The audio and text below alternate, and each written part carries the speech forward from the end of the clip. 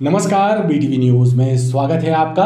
आइए खबरों की शुरुआत करते हैं इस खबर के साथ। दिव्यांगों को समाज की मुख्य धारा से जोड़ने के लिए सेंट्रल जोन रीजनल ओलंपिक्स 2024 का आयोजन जवाहरलाल नेहरू कृषि विश्वविद्यालय में 24 एवं 25 फरवरी को किया जा रहा है। इस स्पर्धा में विभिन्न शहरों के 200 दिव्यांग हिस्सा लेंगे।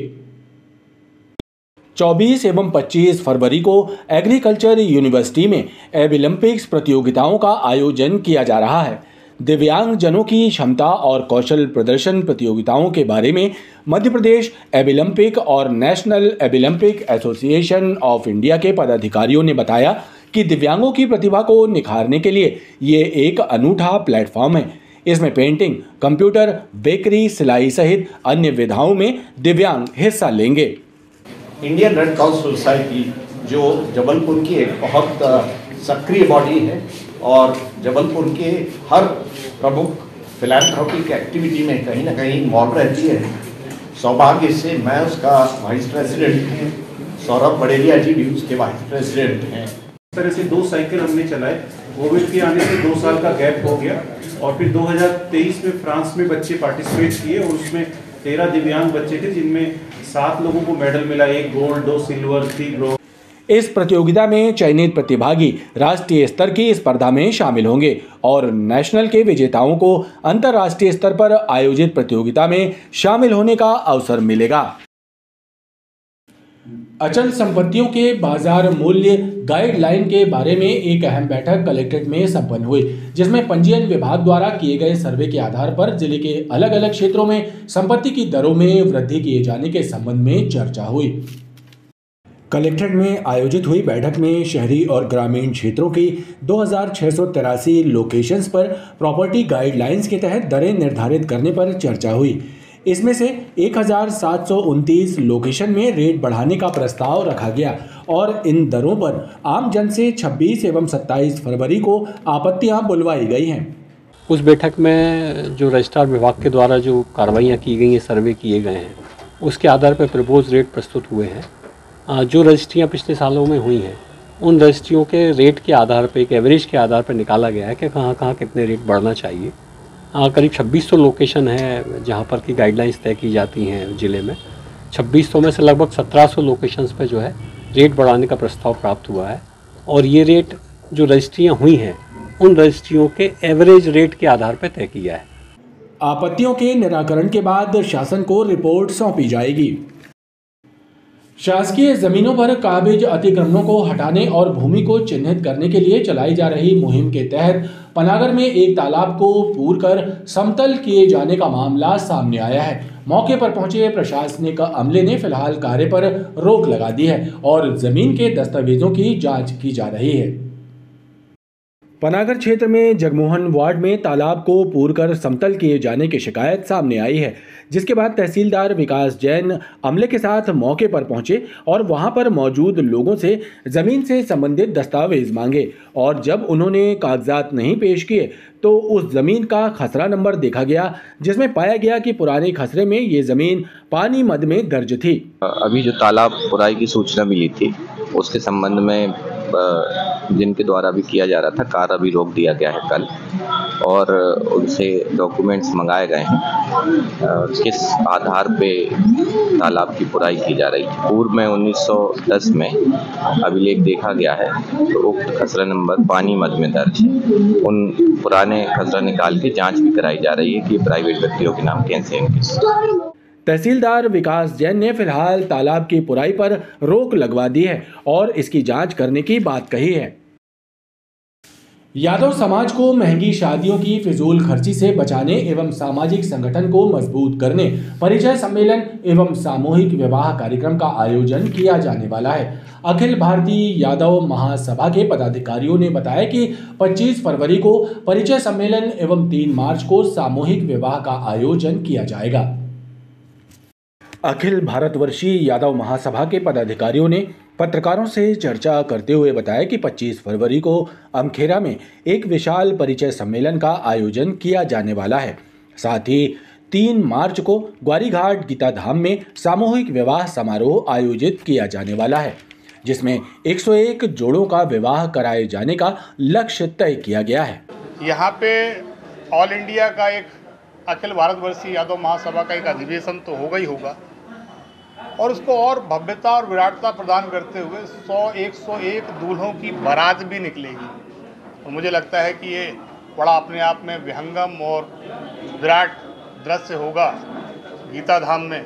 उससे संबंधित विवाह योग्य युवक युवती परिचय सम्मेलन जो है वो 25 तारीख को सुशीला मैरिज गार्डन में रखा है, और 3 तारीख को आप सभी लोगों को बताते हुए भी हमें हर्ष हो रहा है, और आपके माध्यम से पंक्ति के जो अंतिम व्यक्ति है वहाँ तक हमारा संदेश जाए, वो सारे लोग इस समारोह में शामिल हों।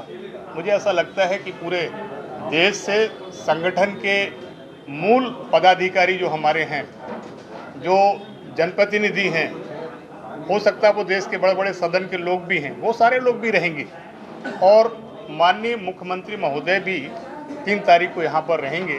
कार्यक्रम हम लोग पूरा रीति रिवाज से, वैवाहिक कार्यक्रम जो है पूरे रीति रिवाज से करते हैं, और उसमें गायत्री परिवार के लोग होते हैं, बारात की व्यवस्था होती है, घोड़े, बैंड, आतिशबाजी, सारी जो कार्यक्रम जिस तरीके से हम अपना एक बच्चे का विवाह करते हैं उसी तरह से ये पूरा सामूहिक विवाह होते हैं। और इस कार्यक्रम के करने से हमारे समाज में बड़ी जागृति आ रही है। इसमें हमारी जो महिला महासभा है उसका भी बहुत बड़ा योगदान है। हमारी महिला महासभा की सारी बहनें ग्रामीण क्षेत्र में, शहरी क्षेत्र में जगह जगह मीटिंग्स कर रही हैं, और वहाँ पर मीटिंग करके हम लोग जोड़े तैयार करने के भी प्रयास कर रहे हैं, और कार्यक्रम को किस तरह सफल बनाया जाए उसके लिए भी काम कर रहे हैं। बाहर से बड़े गेस्ट आ रहे हैं, राज्यसभा हैं, सांसद हैं। सीएम साहब से भी हम लोग आग्रह करेंगे, हम मोहन यादव जी से, हमारे मुख्यमंत्री जी, अखिलेश जी के पास भी सूचना जा रही है, क्योंकि ये हमारा सामाजिक संगठन का कार्यक्रम है। हम लोग सबसे आग्रह कर रहे हैं कि बड़ी संख्या में यहाँ पर उपस्थित हों। यादव महासभा के पदाधिकारियों का कहना है कि आयोजन का मकसद यादव समाज में व्याप्त कुरीतियों को समाप्त कर लोगों को महंगी शादियों की फिजूल खर्ची से बचाना है। आधारताल पुष्पक नगर में इन दिनों भगवान शिव की महिमा का गायन हो रहा है और महादेव के नाम की भक्ति रसवर्षा हो रही है। कथा व्यास पंडित ललित नारायण शास्त्री शिव महापुराण सुनाकर लोगों को मोक्ष का रास्ता दिखा रहे हैं। और जैसे ही कामदेव भस्म हुए तो चारों तरफ हाहाकार। भगवान शिव की महिमा है ही इतनी आनंददायक कि न सुनने वाला थकता है और न सुनाने वाला। कुछ इसी तरह का नज़ारा इन दिनों आधारताल पुष्पक नगर का है, जहां कथा व्यास पंडित ललित नारायण शास्त्री शिव महापुराण का वाचन कर अमृत रस की वर्षा कर रहे हैं। उनका क्रोध शांत हुआ और कामदेव की पत्नी जो है रति, वे भी रोती हुई सब देवताओं के समक्ष, भगवान शिव के समक्ष पहुंचती है।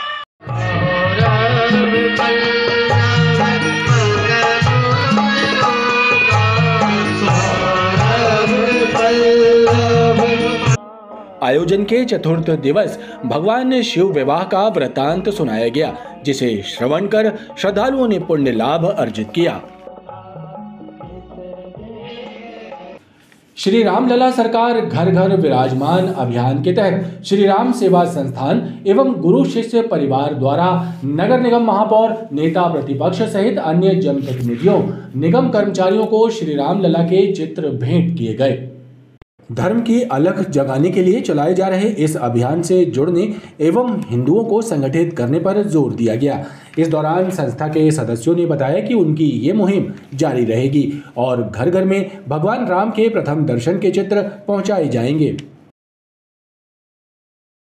परम पूज्य प्रातः स्मरणीय जगत गुरु स्वामी राघव देवाचार्य महाराज जी के आशीर्वाद से रामलला विराजमान घर घर अभियान प्रत्येक सनातनियों के घर में भगवान का प्रथम दर्शन छाया चित्र हम सभी शिष्य मंडलों के द्वारा भेंट किया जा रहा है, जिसमें प्रशासनिक अधिकारी, आमजन सभी लोगों को यह दिया जा रहा है। निरंतर यह हम लोगों का अभियान जारी रहेगा। श्री राम के आदर्शों को जीवंत रूप देते हुए राष्ट्र चेतना के भाव के साथ में हमारा राष्ट्र परम वैभव की ओर अग्रसर हो, इन्हीं आशाओं के साथ में गुरु आशीर्वाद से ये कार्य का निमित्त प्राप्त हुआ। खजुराहो में 20 फरवरी को आयोजित कथक नृत्य समारोह में संस्कार धानी की बेटी काव्या यादव ने भी अपनी अद्वितीय नृत्य शैली का प्रदर्शन कर Guinness book of world record में जगह बनाई। कथक के इस महाकुंभ में शामिल हुई कक्षा 6वीं की छात्रा काव्या की उपलब्धि से उनके माता पिता और परिजन बेहद उत्साहित हैं।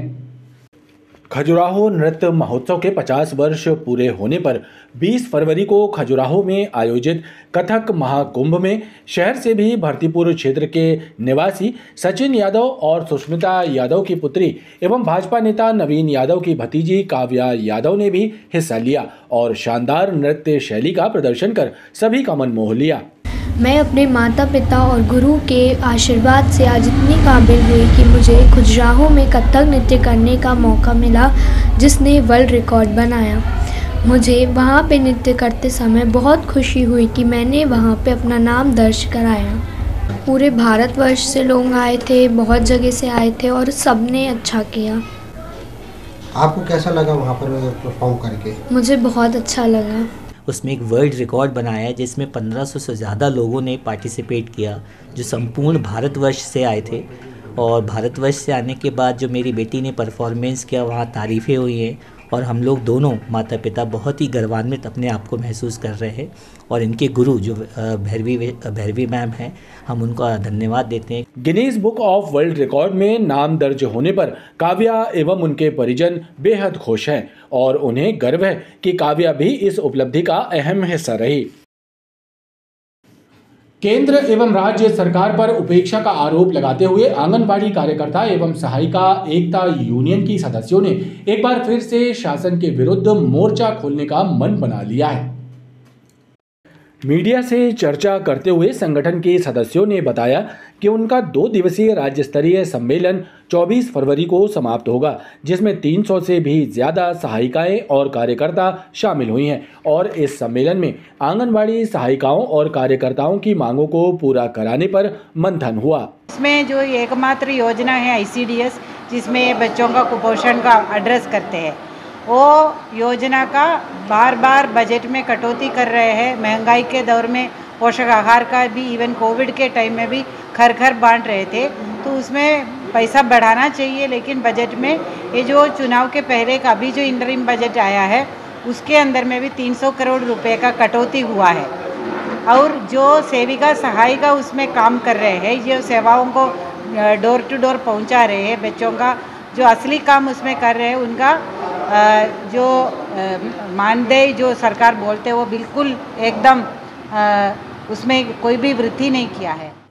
घमापुर रामकृष्ण कॉलोनी में रहने वाले एक परिवार द्वारा रास्ते में किए गए कब्जे से कॉलोनी वासी परेशान हैं। लोगों का कहना है कि सार्वजनिक मार्ग पर दीवार खड़ी करके कब्जा किया जा रहा है और मना करने पर झगड़े पर उतर आते हैं। घमापुर रामकृष्ण कॉलोनी के निवासी अतिक्रमण की समस्या से परेशान हैं। क्षेत्रीय लोगों का कहना है कि कॉलोनी के एक परिवार द्वारा सार्वजनिक रास्ते पर बेजा कब्जा किया जा रहा है और मना करने पर अतिक्रमणकर्ता लड़ाई झगड़े पर उतर आते हैं।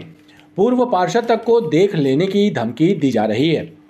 यहाँ के मोहल्ले के लोगों ने जब आपत्ति ली, मेरे साथ आके खड़े हुए, तो उनको भी गाली बकना और मना करने के बाद भी इनके परिवार की कोई सदस्य नगर निगम में कंप्यूटर ऑपरेटर में है, ठेकेदारी माध्यम की, उनकी धमकी मुझे दी जा रही है और SC/ST एक्ट लगवा देंगे, इसकी भी धमकी दी जा रही है। आप इस घर के फोटो देख सकते हैं। इस घर के अंदर इलेक्ट्रिक के पोल को भी कब्जा कर लिया, रोड को भी कब्जा कर लिया। मान लो कोई दुर्घटना होती, वैसे तो यहाँ वाहन भी नहीं जा सकते, 2 व्हीलर वाहन जाने में भी तकलीफ हो रही है लोगों को। मान लो कोई घटना और दुर्घटना होती है तो भी यहाँ पर कोई समस्या का समाधान नहीं हो सकता। परेशानी भैया, पहले तो पूरा मैदान था, इनका मतलब आगे बढ़ा के मकान बनाया गया। मकान बनाने के बाद जो छप्पर लगाया गया, ऊपर से नाली घर में हमारे जोड़ी गई। मतलब किसी भी प्रकार की बात कही जाए तो आपत्ति लेते हैं जो लोग गाली गलौज करते हैं। 12 फुट की रोड थी जिस पर ये अतिक्रमण किया जा रहा है। आने जाने में ऑटो भी नहीं घुस सकता अंदर है। बिजली का पोल को भी बाउंड्री वाल में अंदर कर लिया। हम लोग बोलते नहीं थे, लेकिन अब उसको और चौड़ा घेरा जा रहा है। इसके लिए हम लोगों को कॉलोनी वालों को पूरी आपत्ति है। क्षेत्रीय लोगों का कहना है कि 12 फुट की रोड पर कब्जा किया जा रहा है। इसकी वजह से ऑटो रिक्शा तक यहां नहीं आ पाती। खास बात यह है कि बेजा कब्जा करने वाले परिवार का एक सदस्य नगर निगम में कार्यरत है, जिसके चलते निगम के अधिकारी शिकायत सुनने तक तैयार नहीं हैं।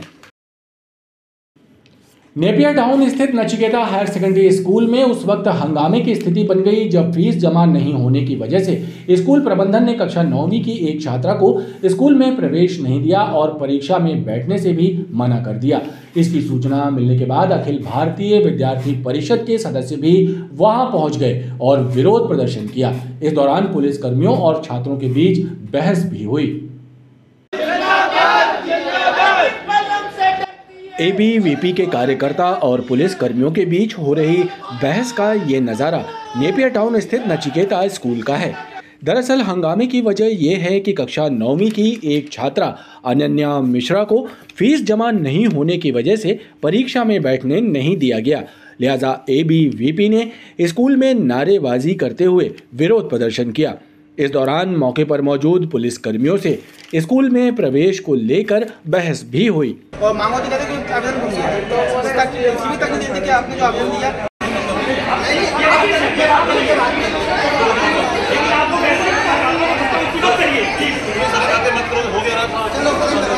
मतलब उनको एक ही दिन पे पूरे साल भर की फीस चाहिए है। तो अब सीजनल बिजनेस में इतना तो नहीं हो सकता, थोड़ा टाइम तो हम लोग को चाहिए है। और 12 बजे से अभी बज रहे 4:15 4:30 समथिंग, 12 बजे से हम लोग यहाँ पे बैठे हैं, पूरा ग्रुप है। हम लोग को ना अंदर आने दिया है ना प्रिंसिपल डायरेक्टर किसी से हम लोग को मिलवाया गया है। और पेपर था आपका? हाँ आज पेपर था हम लोग का कंप्यूटर का। तो पेपर देने दिया? नहीं दिया 4 बज गया, पेपर खत्म हो गया, सारे बच्चे चले गए। मेरी 2 बच्ची पढ़ती थी, एक बच्ची को इसी फीस के कारण में इस साल निकाला मैंने, तो उसकी पूरी फीस क्लियर की। और दूसरे स्कूल में डिवीज़न हो वो फीस देना पड़ी, तो मेरी कंडीशन टाइट हो गई कि भैया मैं अभी दे नहीं पाऊँगा। मैंने आवेदन दिया कि 27 फरवरी को मैं 6 महीने की अपनी छोटी बिटिया की दे दूँगा, आप एग्ज़ाम देने दें। इन्होंने कहा कुछ नहीं जवाब दिया, मेरे को स्कूल से बाहर निकाल दिया। कल मेरे को बुलाया, मैंने कहा मैम लिखित दिया, कहते नहीं आपको साल भर के आज आप दोगे तो आपको एग्ज़ाम देने देंगे, नहीं देंगे। और बाहर निकाल दिया और आज बच्ची को हम लेके आए तो एग्ज़ाम देने भी नहीं दिया और बाहर खड़े हैं। तो जैसे ही हमें जानकारी लगी हम प्रिंसिपल मैडम से बातचीत करने आए। लगभग हमें 2 घंटा गेट नहीं खोली मैम ने स्कूल प्रशासन की ओर से। उसके बाद फिर हमने प्रदर्शन चालू किया। उसके बाद प्रिंसिपल मैडम यहाँ पर उपस्थित ही नहीं है। ये हमारी मांग है कि छात्रों के साथ आगे से ऐसा ना किया जाए। छात्रा के एग्ज़ाम में बैठने के संबंध में एक आपत्ति दर्ज की गई थी इनके द्वारा। स्कूल प्राचार्य हैं उनसे और बच्ची के पेरेंट्स के साथ में बैठकर बातचीत की गई और उसका समाधान निकाला गया है। बच्चे के पेरेंट्स ने जो बकाया फीस है वो देने के लिए बोला गया और बच्ची को एग्ज़ाम में बैठने दिया जा रहा है। काफ़ी देर तक चले हंगामे के बाद आखिर छात्रा को स्कूल में प्रवेश मिल सका। पनागर क्षेत्र में हुई चोरी की वारदातों का खुलासा हो गया है। पुलिस ने बमनौदा बाईपास से 2 शातिर चोरों को गिरफ्तार कर उनके पास से 2,10,000 का मशरूका जब्त किया है। पनागर की कटंगा कॉलोनी में शिक्षक उमाशंकर दुबे एवं ग्राम सिमरिया निवासी पूजा चौबे और उर्दुआ खुर्द की रहने वाली उषा तिवारी के घर में चोरी करने वाले 2 शातिर चोर पुलिस के हाथ लग गए हैं। थाना प्रभारी अजय सिंह ने बताया कि दोनों चोर राहुल चौहान और अरविंद चौधरी कटनी के रहने वाले हैं और सीसीटीवी फुटेज के आधार पर उनकी पहचान कर उन्हें गिरफ्तार किया गया। उसी दरमियान हमने तलाश पतासाजी की तो फुटेज के आधार पर अरविंद चौधरी और राहुल चौधरी जो दोनों कटनी के निवासी थी, मैं उनको पहले से भी जानता था चोरों को। उनकी पतासाजी की गई, उनसे और पूछताछ की गई तो उन्हें हमारे 2 पुरानी चोरियों का भी खुलासा किया, स्वीकार किया कि हमने यहाँ चोरी की थी, उर्दुआ खुर्द और सिमरिया गांव की। इन तीनों चोरियों में हमें सफलता मिली है। इनसे लगभग 21 ग्राम सोना और 600 ग्राम चांदी बरामद की गई है और इनको न्यायिक अभिरक्षा में जेल भेजा गया है। पुलिस ने चोरों के पास से 2,10,000 रुपए का मशरूका जब्त किया है। खबरों का ये क्रम लगातार जारी है। आप देखते रहिए BTV न्यूज़।